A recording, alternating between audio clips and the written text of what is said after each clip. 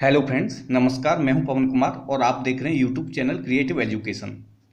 मौर्य वंश से संबंधित बहुत सारे इंपॉर्टेंट क्वेश्चंस हैं इस वीडियो में। पार्ट फर्स्ट है, तो आइए शुरुआत करते हैं। क्वेश्चन नंबर 1 है, मौर्य वंश की स्थापना किसके द्वारा की गई थी?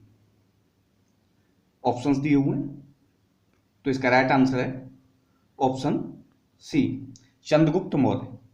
चंद्रगुप्त मौर्य ने नंद वंश के अंतिम शासक घनानंद को पराजित कर उसकी हत्या कर दी और उसके बाद उसने मौर्य वंश की नींव रखी।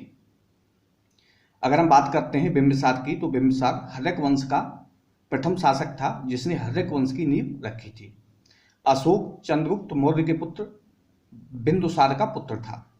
बिंबिसार और बिंदुसार में अंतर है। जो बिंबिसार है वो हर्यक वंश का प्रथम शासक था और बिंदुसार है वह चंद्रगुप्त मौर्य का पुत्र था। नेक्स्ट क्वेश्चन है, मौर्य वंश से पहले मगध पर किस वंश का साम्राज्य था? तो मौर्य वंश से पहले मगध पर नंद वंश का साम्राज्य था। तो इसका राइट आंसर है ऑप्शन ए, नंद वंश। नंद वंश में कहा जाता है कि इसमें 9 नंद हुए, यानी 9 राजा हुए थे। और जो शुंग वंश है, कंडव वंश है, गुप्त वंश है, ये जितने ही वंश हैं ये मौर्य वंश के बाद हुए थे। तो मौर्य वंश से पहले नंद वंश था। नेक्स्ट क्वेश्चन है, चंद्रगुप्त मौर्य ने किसे हराकर मौर्य वंश की आधारशिला रखी?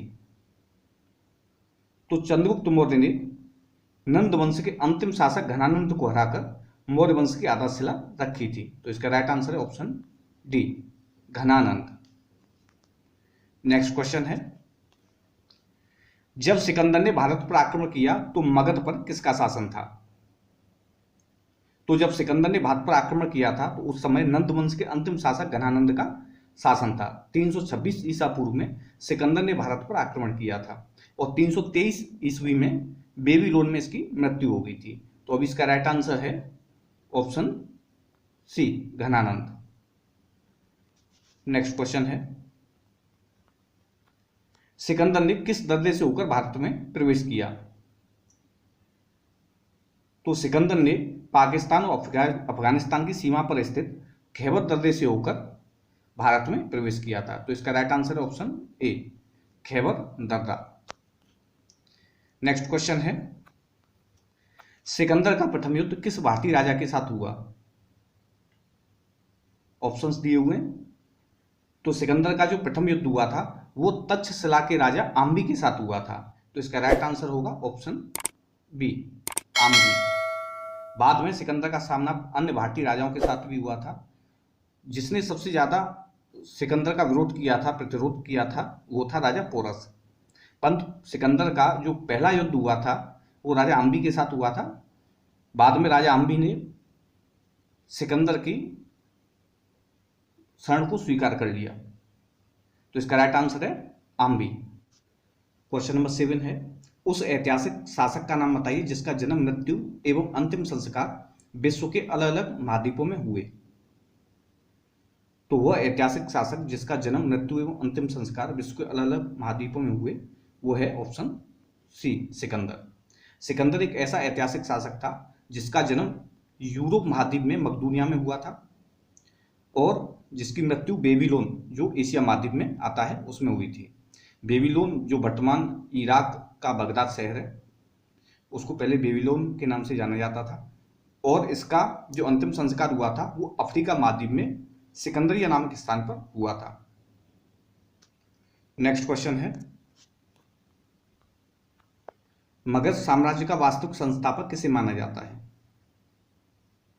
तो मगध साम्राज्य का जो वास्तविक संस्थापक है वो बिंबिसार को माना जाता है। तो इसका राइट आंसर है ऑप्शन डी। देखिए, बिंबिसार हर्यक वंश का शासक था और वह प्रथम शासक ऐसा था जिसने मगध साम्राज्य की वास्तव में नींव डाली। हर्यक वंश से पहले पुराणों और महाकाव्यों में वृहदत्त वंश का उल्लेख मिलता है, परंतु उसके बारे में ज्यादा साक्ष्य अथवा प्रमाण नहीं है। जरासंध जो महाभारत कालीन जिसका वध भीम के हाथों हुआ था, उसी के जो पिता थे, पिता के पिता जिनका नाम था वृहदत्त, उनके नाम से उस वंश का नाम पड़ा था। तो वृहदत्त का पुत्र वसु और वसु का पुत्र जरासंध हुआ था। नेक्स्ट क्वेश्चन है, किस वेद में मगध साम्राज्य का उल्लेख मिलता है? तो इसका राइट आंसर है ऑप्शन डी, अथर्ववेद। अथर्ववेद में मगध साम्राज्य का उल्लेख मिलता है। नेक्स्ट क्वेश्चन है,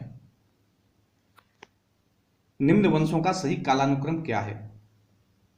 तो वंश दिए हुए हैं। जो सबसे पहले जो वंश था वो था वृहदत्त वंश, हर्यक वंश, फिर शिशुनाग वंश और उसके बाद नंद वंश, और नंद वंश के बाद मौर्य वंश।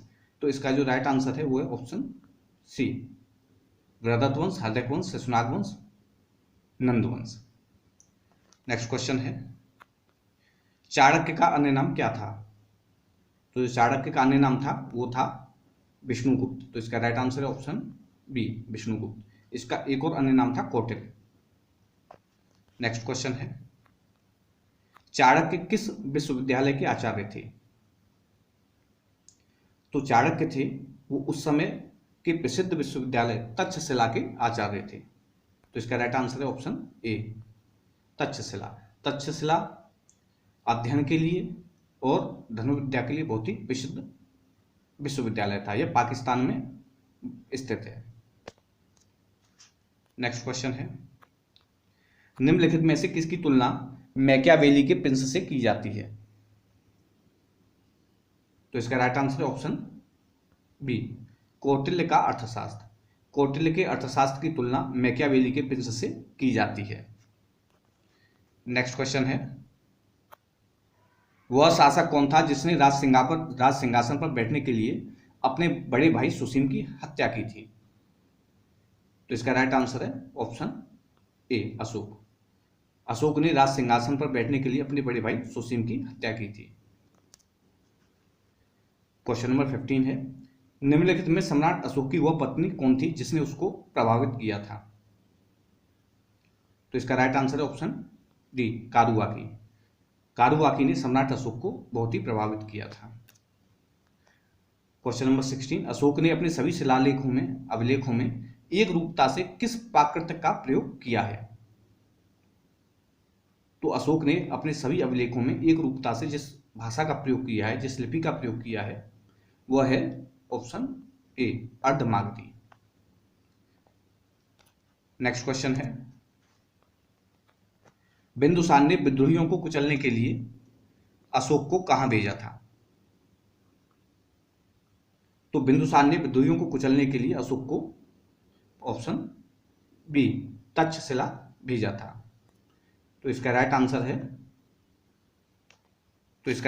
है ऑप्शन बी, तक्षशिला।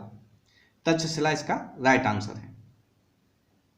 उसका कारण क्या था? तक्षशिला में सुसीम उसका वहाँ का गवर्नर था, और वहाँ क्योंकि यूनानी लोग भी रहते थे, इसलिए हिंदू और यूनानी दोनों के वहाँ रहने से कुछ अराजकताएं फैल गई थी जिनको सुसीम नियंत्रित नहीं कर सका।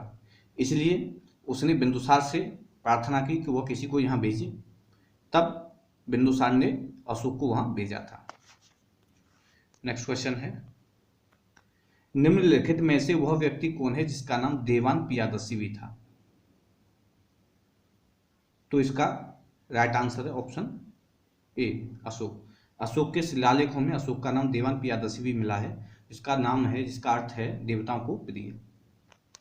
नेक्स्ट क्वेश्चन है, निम्नलिखित में से प्राचीनतम राजवंश कौन सा है? तो जो प्राचीनतम जो राजवंश है वो है ऑप्शन ए, मौर्य। क्योंकि गुप्त, कुषाण और पांडव ये बाद के राजवंश हैं। मौर्य वंश नंद वंश के बाद आया था, इसलिए सबसे प्राचीनतम जो राजवंश है वो है मौर्य वंश। नेक्स्ट क्वेश्चन है, कौटिल्य चाणक्य किसका प्रधानमंत्री था? तो कौटिल्य, जिसको अन्य नाम नहीं चाणक्य अथवा विष्णुगुप्त के नाम से भी जाना जाता है, वह चंद्रगुप्त मौर्य का प्रधानमंत्री था।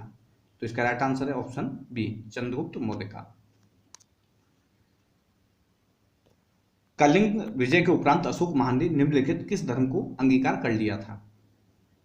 तो कलिंग विजय के उपरांत अशोक महान ने बौद्ध धर्म को अंगीकार कर लिया था। तो इसका राइट आंसर है ऑप्शन बी, बौद्ध। चंद्रगुप्त के शासन विस्तार में किसने मुख्य रूप से मदद की थी? तो चंद्रगुप्त के शासन विस्तार में चाणक्य ने मुख्य रूप से मदद की थी। तो इसका राइट आंसर है option C, Chanakya. Next question है, सांची किस कला व मूर्ति कला का निरूपण करता है? तो सांची में बौद्ध स्तूप है, इसलिए बौद्ध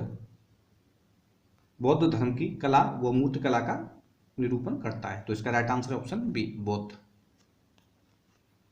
नेक्स्ट क्वेश्चन है, प्राचीन भारत का वो विशेष शासक जिसने अपने जीवन के अंतिम दिनों में जैन धर्म को अपनाया था? तो इसका राइट आंसर है ऑप्शन ए, चंद्रगुप्त मौर्य।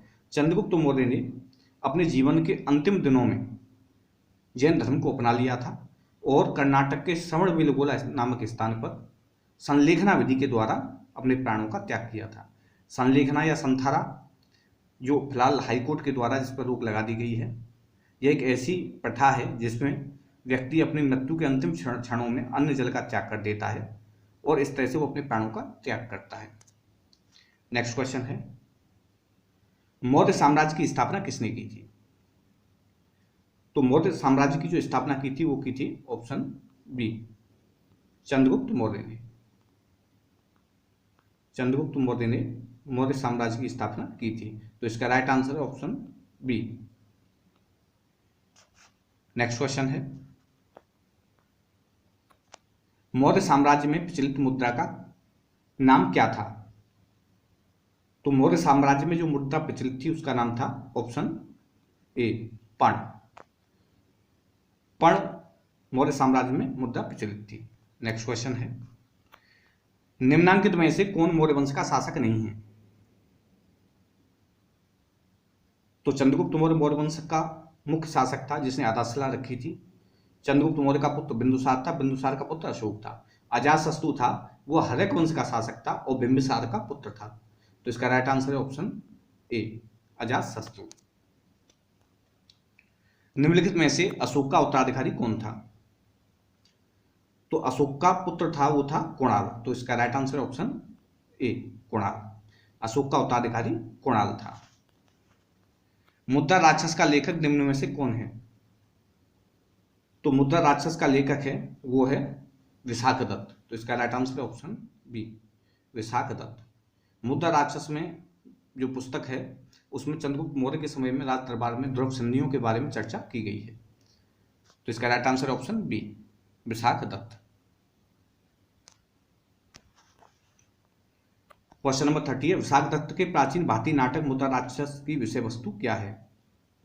तो अभी मैंने बताया इसमें चंद्रगुप्त मौर्य के समय में राज दरबार की द्रव्य संधियों के बारे में चर्चा की गई है।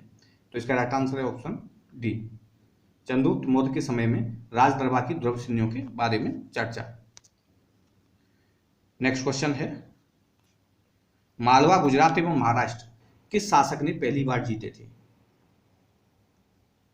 तो इसका राइट आंसर है ऑप्शन डी, चंद्रगुप्त मौर्य ने। चंद्रगुप्त मौर्य ने मालवा, गुजरात एवं महाराष्ट्र पहली बार जीते थे। किसने सहिष्णुता, उदारता और करुणा के त्रिविध आधार पर राजवंश की स्थापना की?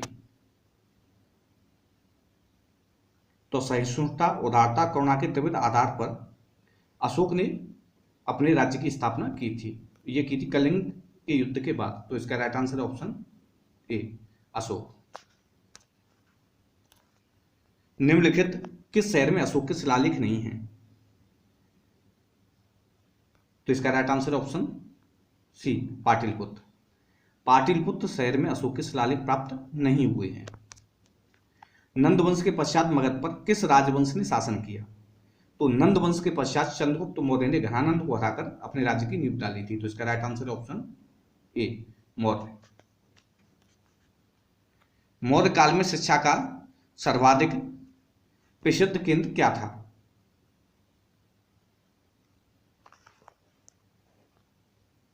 तो मौर्य काल में शिक्षा का सर्वाधिक जो प्रसिद्ध केंद्र था वो था ऑप्शन सी, तक्षशिला। तक्षशिला विश्वविद्यालय मौर्य काल में शिक्षा का सर्वाधिक प्रसिद्ध केंद्र था। मेगस्थनीज की पुस्तक का नाम क्या है?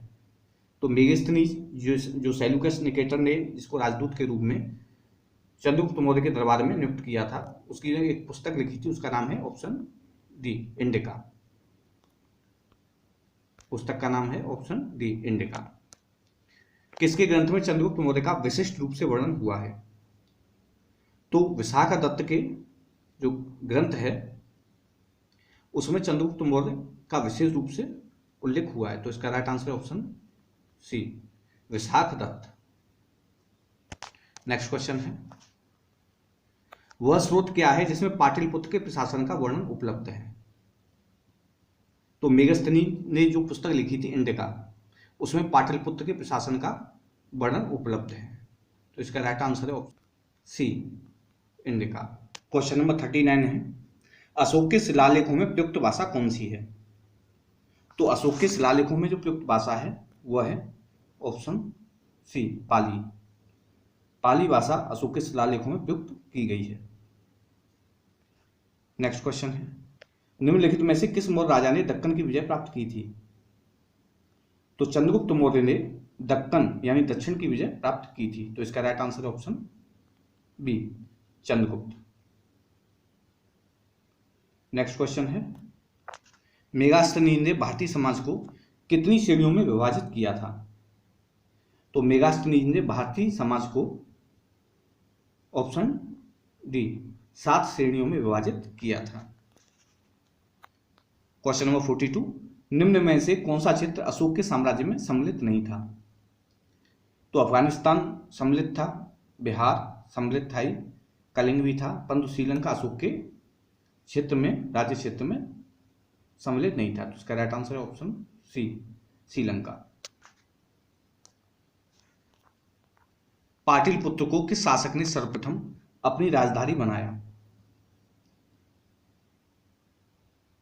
तो पाटलिपुत्र को सर्वप्रथम चंद्रगुप्त मौर्य ने अपनी राजधानी बनाया। तो इसका राइट आंसर है ऑप्शन ए चंद्रगुप्त मौर्य। बराबर यानी गया जिला की गुफाओं का उपयोग किसने आश्रय गृह के रूप में किया, यानी रहने के लिए किया था?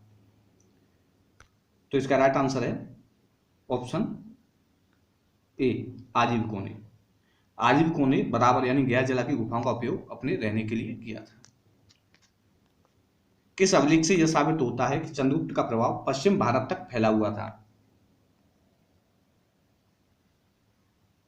तो यह है रुद्र दमन का जूनागढ़ अभिलेख। तो इसका राइट आंसर है ऑप्शन सी रुद्र दमन का जो जूनागढ़ अभिलेख है उससे यह सिद्ध होता है कि चंद्रगुप्त मौर्य का प्रभाव पश्चिम भारत तक फैला हुआ था।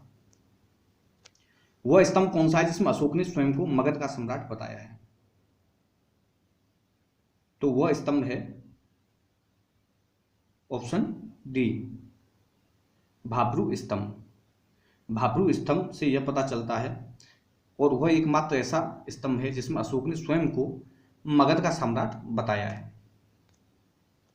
निम्न में से किसका नाम सेंडोकोटस था? यूनानी लोग किसे सेंडोकोटस के नाम से जानते थे?